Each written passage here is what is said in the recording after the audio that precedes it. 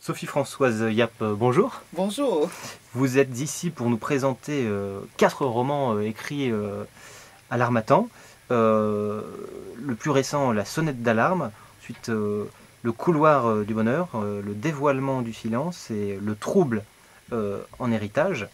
Euh, des romans qui abordent tous des thématiques assez différentes. Mais d'abord, pouvez-vous nous expliquer brièvement ou un peu plus longuement pourquoi écrivez-vous?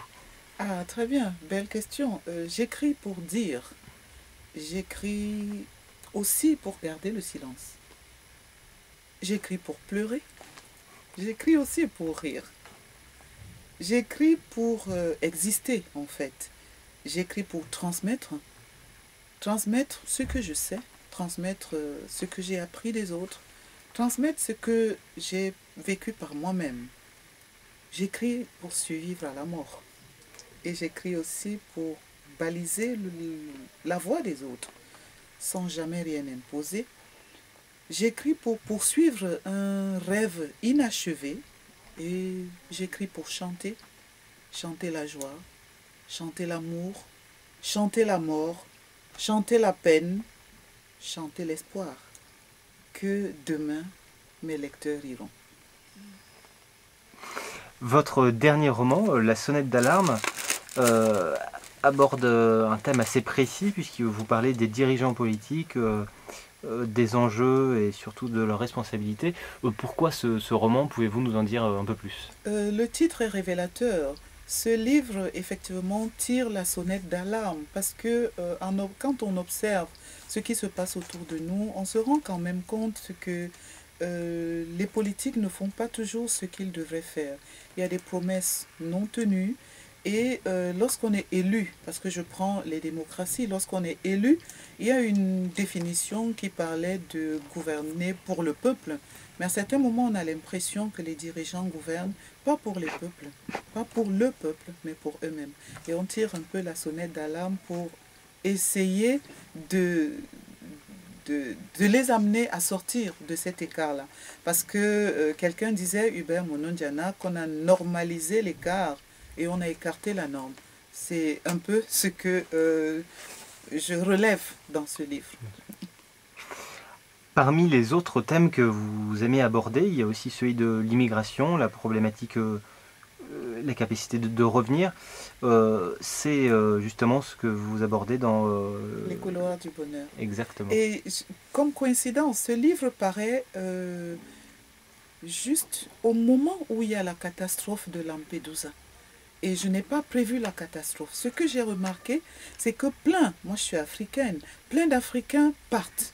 Ils sont toujours à la quête du bonheur ailleurs, comme s'il fallait pour vivre, pour exister, être ailleurs. Et avec ce que cela peut comporter de risques, on part parfois de manière clandestine et tout le reste. Donc je parle de la problématique du retour, comme pour dire que ce qu'on va chercher ailleurs, il est possible de se l'aménager soi-même chez soi. Quand je dis soi-même, j'appelle encore une fois les dirigeants, parce qu'un jeune, il ne va tout de même pas créer son entreprise sans avoir un support. Peut-être que si l'environnement était moins oppressant, les jeunes, ils ne partiraient pas. Et quand je dis les jeunes, on voit des familles entières qui s'en vont. Un père, une mère, des enfants, parfois avec des petits-enfants, qui s'en vont vers l'ailleurs, parce qu'ils vont chercher un mieux vivre, un mieux-être qu'ils ne retrouvent pas chez eux. Pourquoi ne pas créer autour d'eux, et là j'appelle les dirigeants, je fais un clin d'œil aux dirigeants, pourquoi ne pas créer autour d'eux un environnement qui éviterait que les gens partent à l'aventure et se noient par milliers, comme se voit souvent. J'ai donc mes personnages que j'ai fait partir et que j'ai fait revenir, et ce n'est pas plus mal. Alors le dévoilement du silence, cette fois, c'est un sujet bien plus sérieux que vous abordez. Ah oui, bien plus sérieux parce que quand je l'écris, je pars d'une histoire qui se passe, d'une histoire vraie, où des enfants sont vendus dans une pirogue. Chacun arrive, il en choisit un, comme il pourrait en choisir, je ne sais pas moi, un mouton dans un marché, et il s'en va, il en fait ce qu'il veut. Et en regardant, j'ai vu que ce phénomène existait en Asie aussi, qu'il existe. Je me suis dit, mais tiens, J'ai voulu parler de l'Afrique, mais je me rends compte que c'est un phénomène qu'on retrouve ailleurs. Pourquoi vendre un enfant? Commercialiser un enfant. Dans mon roman, il s'agit d'une fille qui est commercialisée pour aller s'occuper d'un autre enfant. À 8 ans, vous ne pouvez pas vous occuper d'un bébé parce que vous-même, vous n'êtes rien d'autre qu'un bébé. Un enfant ne s'occupe pas d'un autre enfant.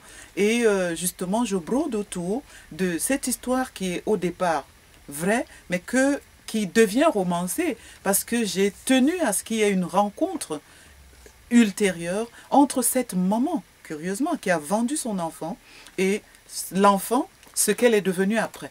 Et c'est cette scène qui donne le titre au livre, Le dévoilement du silence. Le regard de la mère face à cet enfant qu'elle a vendu et qui est, heureusement, parce qu'elle a été élevée par d'autres, qui est devenue une grande dame. Et vous restez dans les sujets familiaux, sur le thème de la famille, justement dans le trouble en héritage. Ah oui, le trouble en héritage, c'est quelqu'un qui hérite du trouble.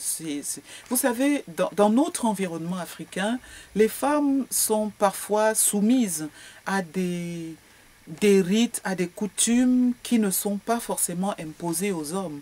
Une femme qui hérite de troubles, puisque c'est de cela qu'il est question, c'est que on lui en impose tellement après la mort de son mari qu'elle ne sait plus vraiment où donner de la tête. On pense avoir hérité d'elle comme des autres objets de la maison, mais c'est une qui a une tête suffisamment forte pour dire non, on n'héritera pas de moi, et d'où ce passage qui apparaît sur la première de couverture de l'obscurité vers la lumière. Malgré les mains rugueuses qui essayent de la retenir, elle s'en va tête haute comme pour dire non, je ne vais pas me plier à cela, du moment que cela ne participe pas des éléments susceptibles de permettre à une femme de s'épanouir.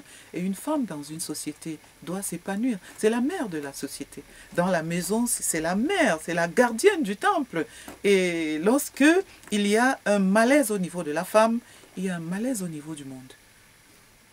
Madame Yap, merci beaucoup. Merci.